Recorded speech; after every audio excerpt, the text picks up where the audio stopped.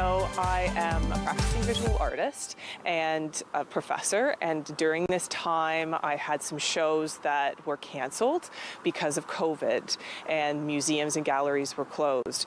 So I was thinking about ways to engage with my community without having the ability to show my work in a gallery.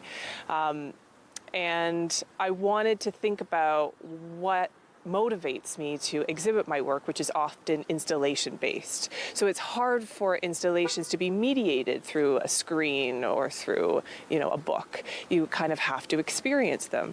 So I was thinking about my home as a site for an installation, and that I wanted to engage with my community and wanted to connect with my neighbors and the people walking by with their dogs, and hopefully begin to shift a paradigm, right? So that when people are isolated in their home spaces, that they may not be as connected with a visual art community in the same way, right? They can't go to galleries, they can't go to museums. So to have an art install on my front lawn and connected to my home allowed me in process, while I was making the piece, to chat with people, my neighbors' kids, people walking by, all different age groups, while at the same time hoping that we began to think beyond our suffering and our isolation and be inspired and hopefully inspire other artists to do the same.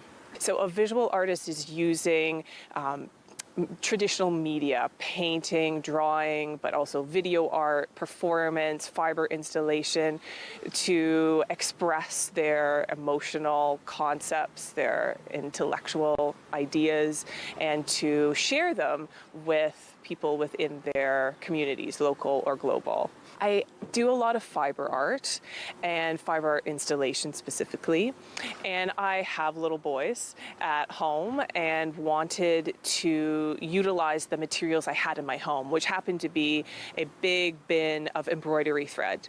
And I liked the idea that embroidery thread has a connection to domesticity, has a connection to the home space, and so I just wanted to use something that I had readily available, because many artists were struggling to get their materials and supplies sent to their homes during COVID.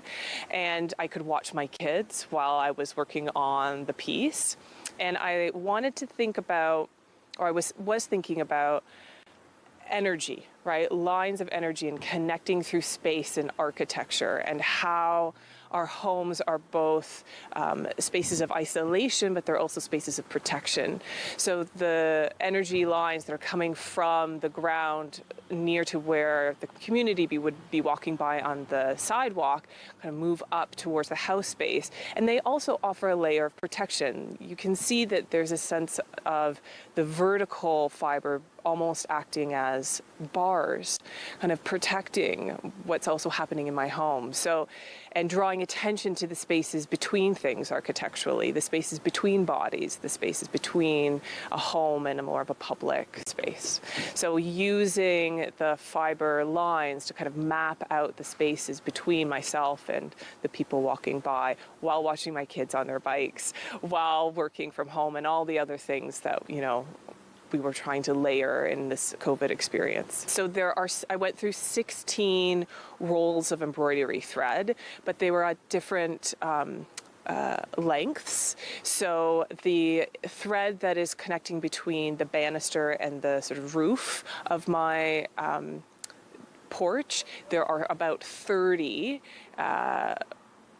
wrappings of thread, and I was thinking about like days of the week. But then the threads that are coming then into the more public space and engaging into the lawn, those are dependent on how much thread was left in the spool. So it depends, but I wanted the top part to be a little bit more thicker, and then the energy of the lines. And you'll see too that not all of the spools could continue. So some of the fiber that's connecting to the lawn is not as thick, or not even there. And it will have entropy, right? So I've already had to do a little bit of tweaking, and some of the fiber got damaged in the wind or kids playing around, and that's okay too. So the fiber that's connected to the ground probably will end its life within the next month or so, but the part that is on the porch, I'm hoping can stay indefinitely and may adapt and change, might become something else as time goes on. I'm hoping that it sort of catches on in the community. I have teenagers walking by and asking about it. I have people, it tends to be a bit nostalgic. So some people see it as, reminds them of fiber arts from their past, or like a comfortable space, almost like a hammock. Like it seems that people are wanting to, touch it and engage with it as well, which is also great, right? That we can actually touch art, on the lawn. It's not scary. It's not elitist in any way, right? It's connecting with everybody who walks by. Some and little kids, which is great too. Doesn't matter if doesn't matter if you are, a small child or you're a senior. Everyone seems to be. It's not a threatening space, and that people are wanting to chat with me about it and talk with me of what's this about, and what do they think about it, and that to me is very exciting. That's the whole part, is that I can chat with people I may not have known, but also to give to my neighbors in my neighborhood just in the way that I can. I'm not a frontline worker, I'm an educator, and I've wanted to keep my hands busy. I wanted to engage in a way that I hadn't been able to in the past.